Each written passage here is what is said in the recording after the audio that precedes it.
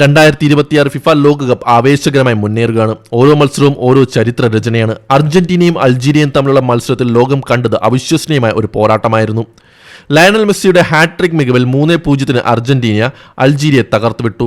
എന്നാൽ ആ വിജയത്തിന്റെ തിളക്കം കുറയ്ക്കുന്ന തരത്തിൽ ഫുട്ബോൾ ലോകം വലിയൊരു വിവാദത്തിന്റെ നടുവിലാണ്. മെസ്സി റെഡ് കാർഡ് അർഹിച്ചിരുന്നു. അതോ റഫറിയുടെ കടുത്ത തീരുമാനങ്ങൾ അർജന്റീനയ്ക്ക് അനുകൂലമായിരുന്നു? ലോകകപ്പ് നിലനിർത്താനുള്ള ലക്ഷ്യവുമായാണ് അർജന്റീന ഇറങ്ങിയത്. ആരാധകരുടെ പ്രതീക്ഷകൾക്കൊത്ത് മെസ്സി ഉയർന്നു.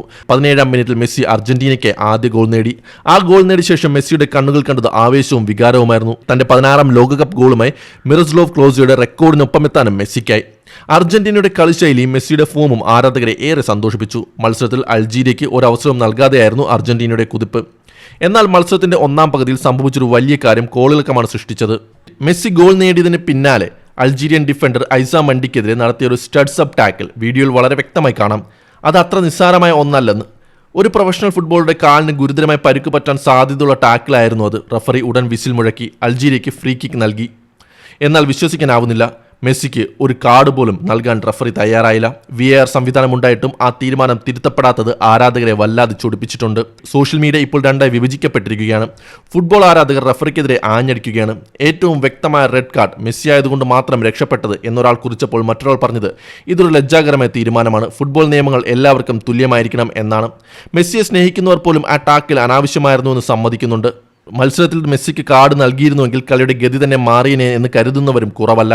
മത്സരശേഷം ഈ വിഷയത്തിൽ മെസ്സി മൗനം പാലിച്ചെങ്കിലും തന്റെ ഹാട്രിക്കിനെ കുറിച്ച് അദ്ദേഹം പ്രതികരിച്ചു. ക്ലോസയുടെ റെക്കോർഡിന് ഒപ്പമെത്തായതിനെക്കുറിച്ച് ചോദിച്ചപ്പോൾ അദ്ദേഹം പറഞ്ഞത് ഇതൊരു ബഹുമതിയാണ്, എന്നാൽ ഇതൊക്കെ വെറും കണക്കുകൾ മാത്രമാണ്, പ്രധാനപ്പെട്ടത് ടീമിന്റെ വിജയമാണ് എന്നാണ്. ക്രിസ്ത്യാനോ റൊണാൾഡോ പോലെയുള്ള ഇതിഹാസങ്ങൾ ഈ ലിസ്റ്റിൽ പിന്നിലാണെന്നത് പോലും ഒരു വലിയ കാര്യമായി അദ്ദേഹം കരുതുന്നില്ല. തന്റെ ടീമിനെ ലോകകപ്പ് വിജയിപ്പിക്കുക എന്നതിലുപരി മറ്റൊരു ലക്ഷ്യവും തനിക്കില്ലെന്ന് മെസ്സി വ്യക്തമാക്കി. ഇനി അവസാനം നമ്മൾ ചോദിക്കേണ്ടത് ഒരു ചോദ്യമുണ്ട്: എന്തുകൊണ്ട് VAR ഇവിടെ ഇടപെട്ടില്ല? ഫുട്ബോൾ റഫറിങ്ങിലെ ഇത്തരം പിഴവുകൾ കളിക്ക് തന്നെ കളങ്കമാവുകയാണ്.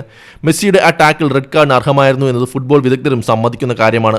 റഫറിമാർക്ക് കളിയിൽ പിഴവുകൾ സംഭവിക്കാം, പക്ഷേ ഇത്രയും വലിയൊരു വേദിയിൽ അത് ടീമുകൾക്ക് വലിയ തിരിച്ചടിയാകുന്നു.